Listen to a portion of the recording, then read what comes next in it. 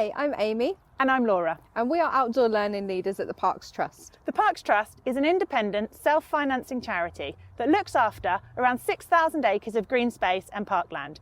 We've got over 42 different parks. To put that into perspective, it's about the same as 4,000 football pitches. You might have been lucky enough to visit some of our parks, places like Willen Lake, Howe Park Wood, Fursdon Lake or Campbell Park, where we are today.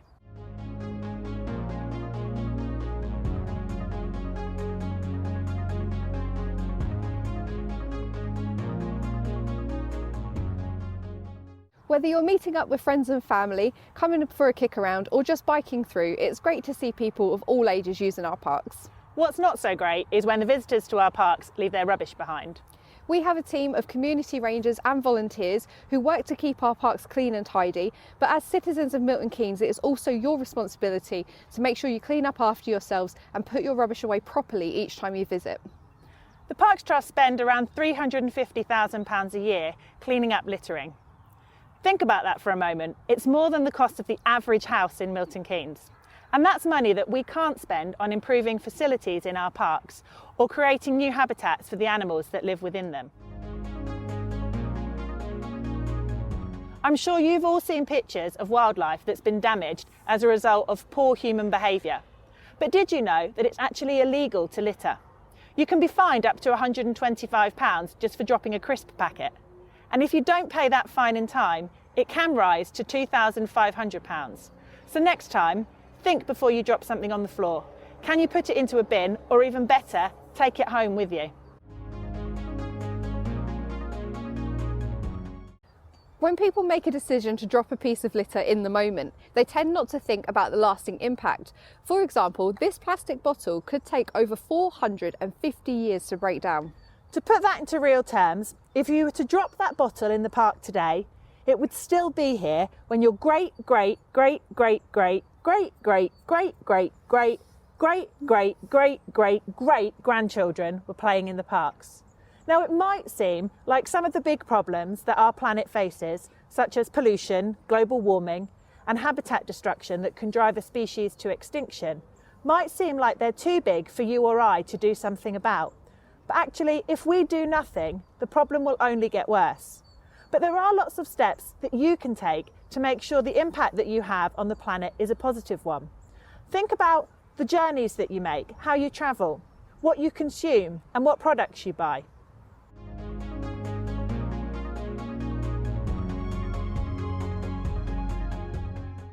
Most of the plastics that we use will outlive us, but litter doesn't tend to stay put in one place for too long. In Milton Keynes, we're really lucky to be surrounded by beautiful lakes and rivers, but when our litter gets blown into these waterways, it's only a short step till it makes it into the ocean. The most common types of litter we find in our rivers are plastic bottles and food wrappers.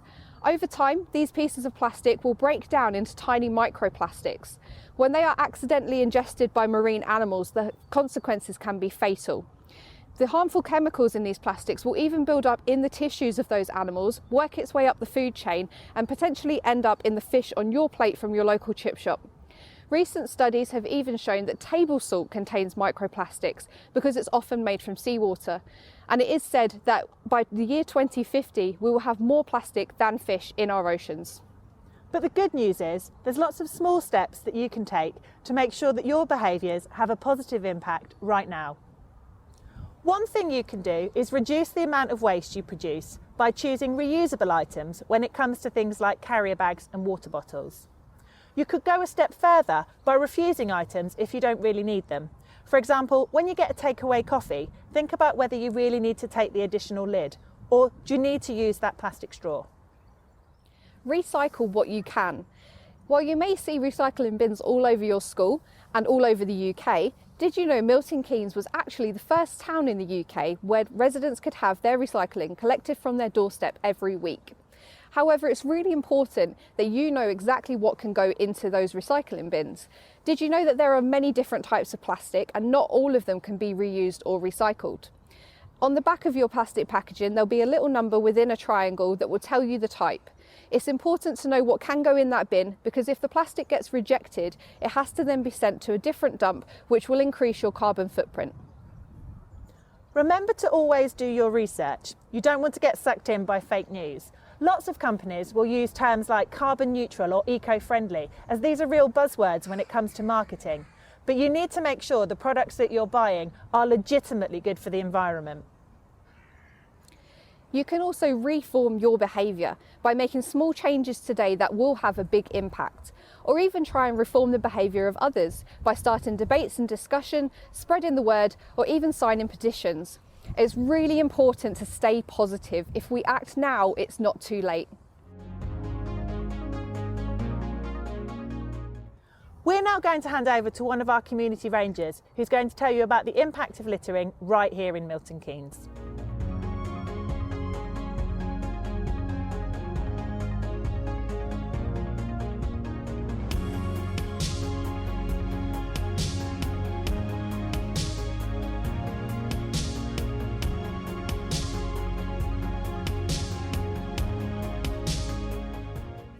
Hi everyone, my name's Jules and I'm a community ranger with the Parks Trust. The ranger team deal with an awful lot of incidents throughout the estate, but one of the main negative impacts on the environment in Milton Keynes is littering. Over a 6-day period in 2020, the ranger team lifted 3 tonnes of litter, and to put that into some sort of perspective, that's the same weight as an elephant. One of the issues we deal with is something that we call considerate littering. That's when people leave their rubbish next to full or overflowing bins. This causes problems because it attracts animals who can get trapped or cause all sorts of issues of tearing open the bags and the rubbish gets spread all over the place in the weather and the wind. What we want people to do is to come into the parks and enjoy them, but please, please, please take your litter home with you. It'll be a lot lighter when you leave. If you brought it in, you can pack it up, so please take your litter home. Another problem we have in our parks is with people fly tipping. This is when people dispose of large amounts of waste or bulky items illegally because they can't be bothered to go to the tip or to pay for someone to collect it. Just like normal littering, this is also illegal, but it can carry much bigger fines and imprisonment as a punishment. Fly tipping can cause serious problems for our wildlife. I once found a fox that got its head stuck in a wheel and tyre that someone had left in our park. Luckily, I was able to get him out. Unfortunately, this kind of thing is very common when people litter.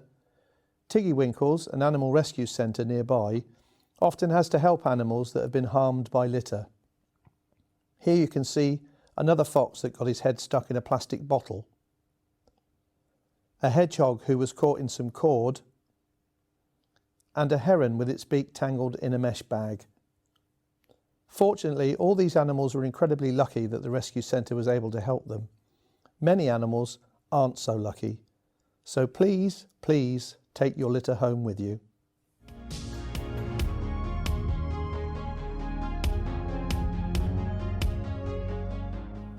Not everything we do at the Parks Trust is about littering. As well as looking after the green spaces and parks, we also run lots of different events and activities. Things like Tree Shop Extreme at Willen, or events like the Big Doggy Do or India Day. And some of you might have competed at the Milton Keynes Schools Cross Country Championships, which take place in our parks each year. As outdoor learning leaders, myself and Laura and our other colleagues also run a range of interesting talks, walks and workshops to help the people of Milton Keynes understand a bit more about how we manage the landscapes and protect the wildlife that use our parks. We understand some of you will share our passion and enthusiasm for wildlife, so you might even consider joining one of our youth groups.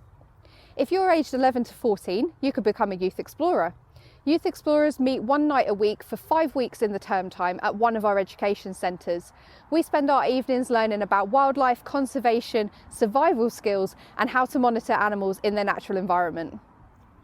If you're aged 14 to 17, you might want to join our free Youth Rangers programme. This is an opportunity for you to meet with like-minded people to carry out environmental and conservation work. Youth Rangers meet on the first Saturday of each month from 10 AM till 12, and we pick a different park to work in each month, where we'll do things like improving animal habitats, improving wood chip paths. We might even do the odd bit of litter picking. So for more information, visit our website and search for Outdoor Learning, or contact us on outdoorlearning@theparkstrust.com. We're really lucky to have all these beautiful green spaces and parks in Milton Keynes, so it's important that we don't take them for granted. Remember, Reduce, refuse, recycle, research and reform. Think about what you will do, whether that's putting your own litter in the bin, calling out your friends when they make bad choices, or going the extra mile to join one of our youth groups. Together we can help keep Milton Keynes a lovely place for all the animals and people that live here. We look forward to seeing you out in the park soon. Thank you.